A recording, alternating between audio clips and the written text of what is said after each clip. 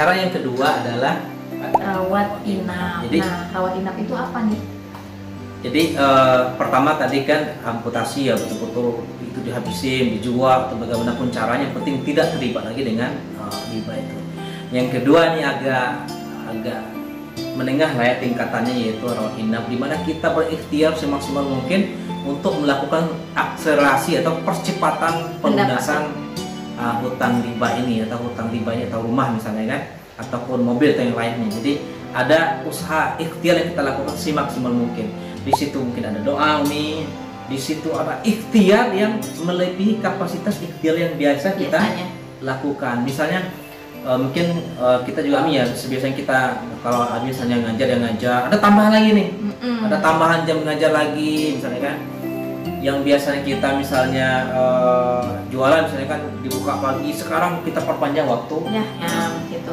Sebelumnya kita juga memang sudah melakukan ada tambahan usaha ya Bia, maksudnya ada pendapatan sampingan. Kebetulan ketika sejak Zahra lahir saya mencoba untuk jualan online tapi tetap mengajar.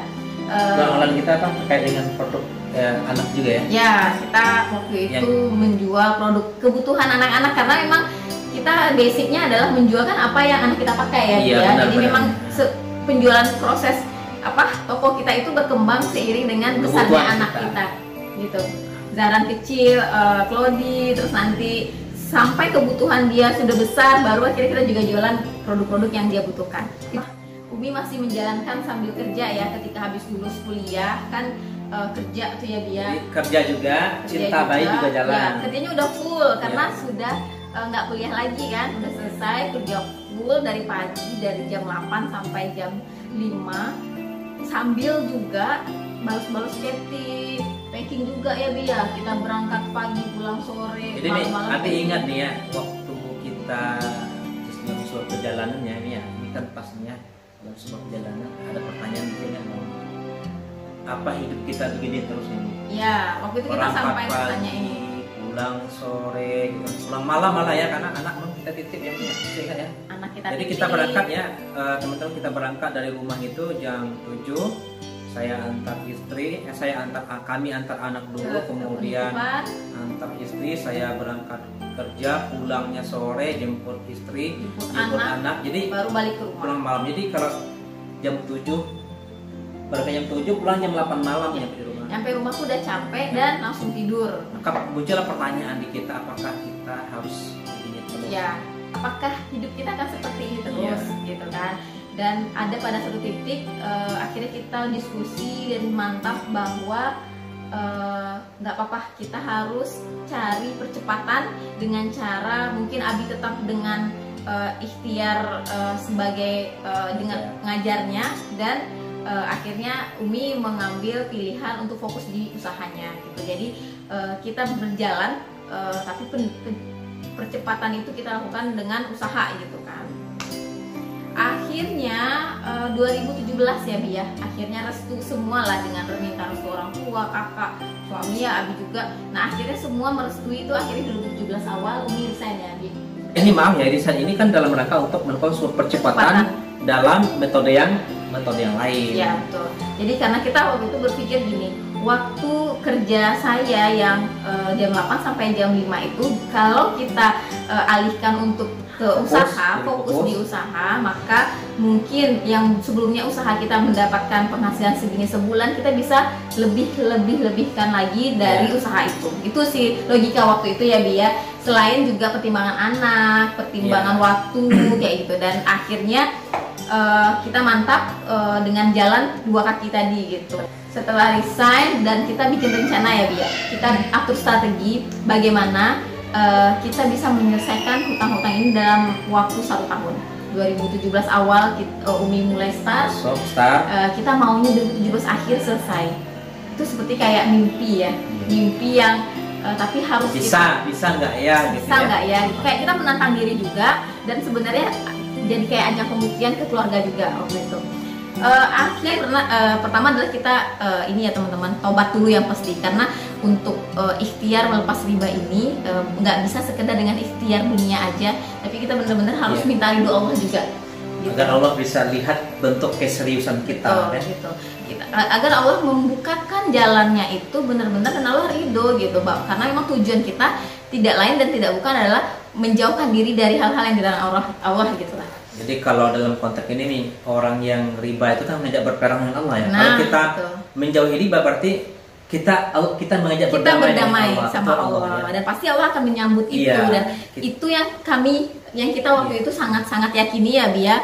Walaupun di satu sisi mungkin yang lain banyak gamang melihat kita karena keputusan resign kayak gitu kan, itu orang di luar keluarga yang lain pasti gamang ngelihat kita, tapi kami waktu itu menguatkan insya Allah bisa, dan kami yakin Allah bantu gitu waktu itu, dan akhirnya kita fokus percepatan pendapatan itu dengan usaha. Yang kedua yang kita lakukan asuransi kita tutup ya, jadi seperti ikut asuransi mobil kita tutup, terus kemudian asuransi kesehatan kita tutup.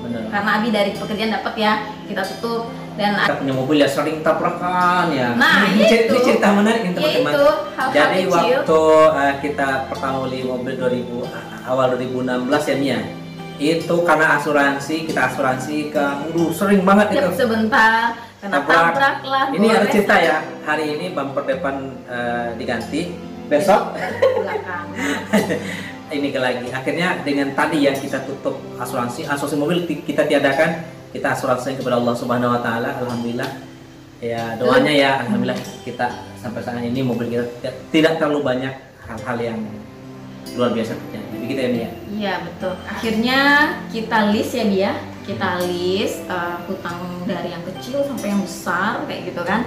Dan ketika kita lihat ternyata angkanya lumayan besar gitu, angkanya amazing lah bagi kita waktu itu. Tapi kita mencoba yakin menguatkan azam bahwa kita bisa menyelesaikan setahun gitu ya.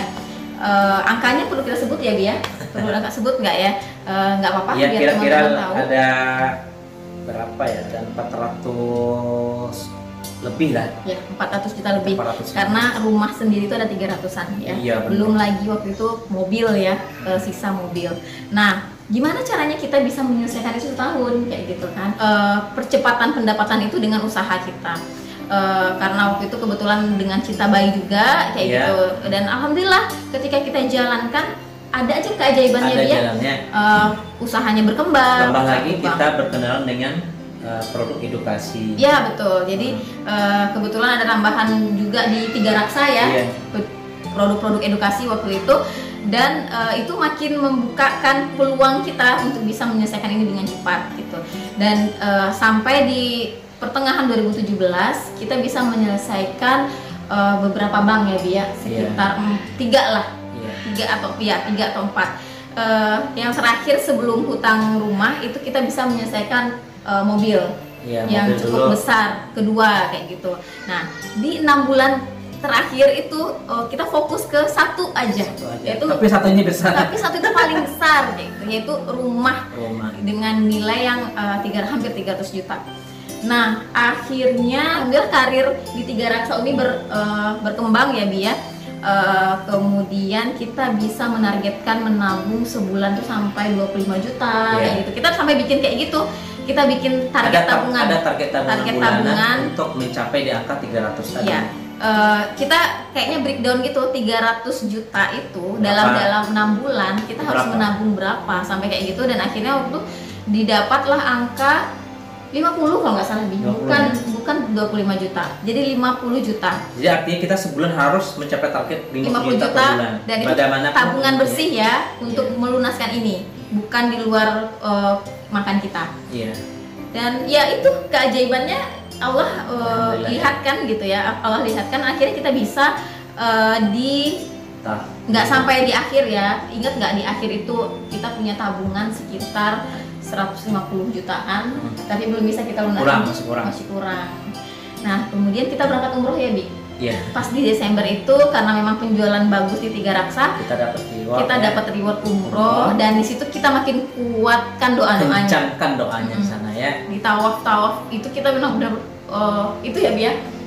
Kita usahakan emang mintanya itu gitu. Doanya bagaimana rumah lunas di tahun 2000. Ya, itu doanya itu sepulang umroh lah kayak gitu. Walaupun akhirnya umroh itu rumah lunas. Ya, di Desember itu kita nggak belum bisa, tapi pas di Januari kita lihat, oh ini kayaknya sudah lumayan nih. Ada peluang ini dengan tabungan segini. Akhirnya kita lakukan pertama waktu itu ekstra, pembayaran ekstra. Ya, ada berapa kali kita ekstra ya? 2 kali, sekali Dua aja. Kali ekstra. Jadi ekstra ini ada uang lebih, ada uang, kemudian kita kurangi, ya kita kurangi apa ya? Pokoknya. Kita kurangi pokoknya, kemudian ya. Dua kali? Sekali doang. Sekali ya. Akhirnya makanya dari tabungan yang rencana awal kita mau lunaskan, dan kita cari-cari informasi, ternyata kita lebih untung dengan cara pembayaran ekstra. Daripada tabungan itu kita simpan di bank begitu aja, mending kita langsung pokoknya kita kurangi, dan akhirnya pokoknya kita kurangi, dan itu benar-benar lumayan banget, jadi kecicilan bulanan kita berkurang. Tidak sampai kepada angka yang sebelumnya ya. Biasa cicilan per bulan segini, sekarang alhamdulillah turun. Ketika kita potong pokoknya sedikit, jadi berkurang. Jadi berkurang banyak bahkan, dan kita bertekad waktu itu dalam sebulan lagi kita harus selesaikan ini gitu. Jadi waktu itu akhirnya di Januari kalau nggak salah kita pembayaran ekstra, dan di Februari kita bisa selesaikan semuanya. Seperti itu. Itu sih ceritanya ya, Bi. Jadi alhamdulillah itu selama pas setahun ya. Ya, lebih kurang lah, setahun lebih sedikit. Itu road enough ya teman-teman ya. Jadi ada 3 tadi, bagaimana cara kita untuk cepat keluar dari riba bank tadi ya. Yang ketiga adalah ini cara rawat jalan. Jadi kayak orang di rumah sakit, ya udah rawat jalan. Jadi adalah ini yang penting kita niat tobat untuk nggak mengulangi lagi, tapi kita tetap cicil tiap bulan, usahakan tetap bisa dicicil sampai nanti selesai. Seperti itu. Tapi tidak dengan batas waktu tertentu gitu. Kita cicil semampu kita. Artinya kalau misalnya ini, kalau contohnya rumah mungkin ya. Kalau rumah misalnya selama dia nyicilnya 15 tahun, ya sudah, bismillah, aku taubat ya Allah. Aku berjanji akan bayar ini sesuai dengan kemampuan aku akan bayar per bulan. Tapi aku janji tidak akan mengulangi yang lainnya. Cukup ini saja. Ya, betul. Itu saja. Nah, itu saja sih tipsnya ya, dan itu 3 cara yang bisa mungkin teman-teman lakukan. Dan yang terakhir, yang jelas yakinlah bahwa ketika kita berniat untuk menjauhkan diri dari apa yang Allah larang, dan pasti Allah juga akan memberikan pertolongannya seperti itu. Dan jangan merasa sendiri gitu ketika berjuang melepas riba ini. Benar-benar. Oke.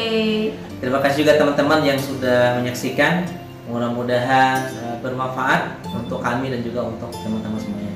Assalamualaikum warahmatullahi wabarakatuh.